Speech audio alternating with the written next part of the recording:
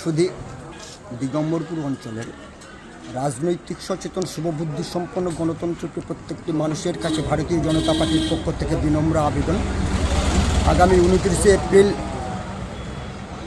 দিগম্বরপুর অঞ্চল তথা পশ্চিমবঙ্গের প্রত্যেকটি মানুষের কাছে এক অতি গুরুত্বপূর্ণ দিন।